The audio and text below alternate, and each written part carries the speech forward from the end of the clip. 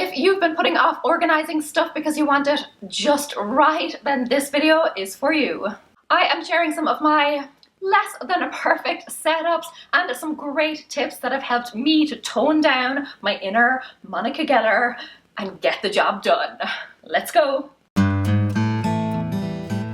Hi guys, it's Laura from How to Get Your Shit Together, and I help busy people get organized, get motivated, and get where they want to go. This video is a collab with the hilarious sweetheart that is Cass from the Clutterbug channel. Cass went from being messy to a professional organizer, and she has a great video for you on how you can start small if you are naturally disorganized. Her channel has loads of brilliant, simple tips to help you identify your organizing style. I'm a cricket, in case you were wondering. And keeping your home looking top-notch on a budget. I will, of course, link her in the description box below. Please do go check her out and tell her I sent you. But here are the organizing tricks that I have learned without having to have everything categorized and color coordinated and cross-referenced and complicated. Because while that would make my tiny little type A heart very happy, I is busy. Declutter first. There is no point organizing junk that you just don't need. That is not a perfect use of your time. So remove the extraneous stuff and you may actually find that you don't even need a system after all, or maybe one that's just not quite as complicated. Now, I won't say that done is better than perfect, because to a perfectionist, that's crap. But what I will say is that done is closer to perfect. I used to think that there was not done and there was perfectly done, and there was just a big chasm of nothingness in between them. It was either one or the other. Now I realize that there is a bridge between the two, and I would much rather be a step closer to perfect than right back here at Hot Mess HQ. So think of perfection as a process. Better to be on the way to perfection than sitting back here feeling sorry for yourself. So you know I'm a sucker for stationery, and I wanted all those, perfect containers that all slot in together, and I wanted them all color coordinated and then perfect right angles and all that type A amazingness. But I knew that realistically, that was probably never going to happen, and certainly if it did, it was never going to stay that way, especially with a child. So I did nothing. And I could not find a pen to save my life, even though I had like 11 bajillion. I took that first step and I put all of my pens into non-matching pots and all of my supplies, loosely categorized into an ill-fitting tray in an it'll-do drawer unit. It's not perfect, but it is closer to perfect than it was, and I can finally find a frickin' pen when I need one. Now, once you have decided that you are going to venture down that path, there are still some small ways to get your perfectionism fix without everything falling apart, because it is about working with your true nature, not against it. Every perfect system has a basic structure, the nuts and bolts that hold it all together. Try to seek those out first. Pare everything back to the bare bones and perfect the basics. Yeah, along your journey you might want to have, the perfect healthy snacks on board and plenty of water and lots of educational podcasts to listen to. You'll want to hit all of the interesting landmarks along the way and take loads of Instagram worthy pictures and on and on. Instead, focus first on the essential singular purpose. If the goal is to get from A to B, then work on perfecting that plan first, because all of the perfect pit stops and pictures aren't going to amount to anything if you don't have petrol. So right now, perfection looks like filling up the fuel tank. Even though I do have colored file folders, the colors don't actually mean anything. They're not color coordinated. And the perfectionist in me would love to have all of those papers in chronological order with, like digital backups of all of them and pretty little paper clips and all of that good stuff. But no. The purpose of the drawer is to store papers that are important to me. The perfection is in the simplicity and the efficiency.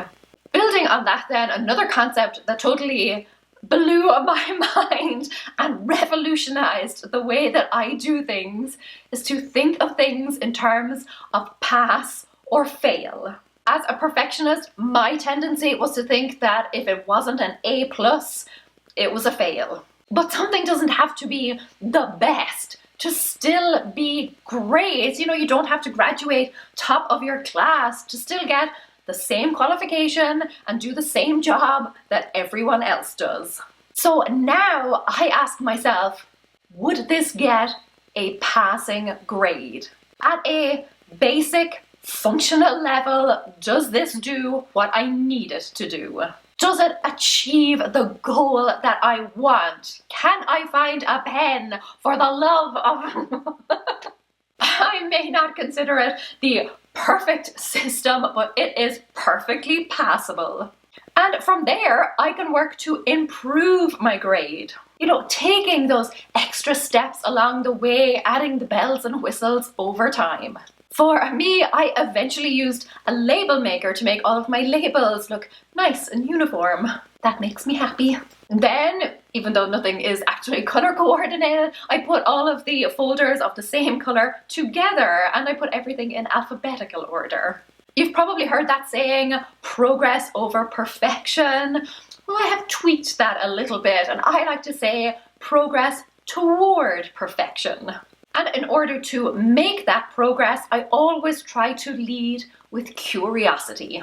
If I am afraid or feeling stuck or overwhelmed, all natural feelings, particularly for a perfectionist, I let my curiosity take charge. For something to be perfect, it has to be done. And for something to be done, you have to learn how to do it. You have to learn how to make something perfect.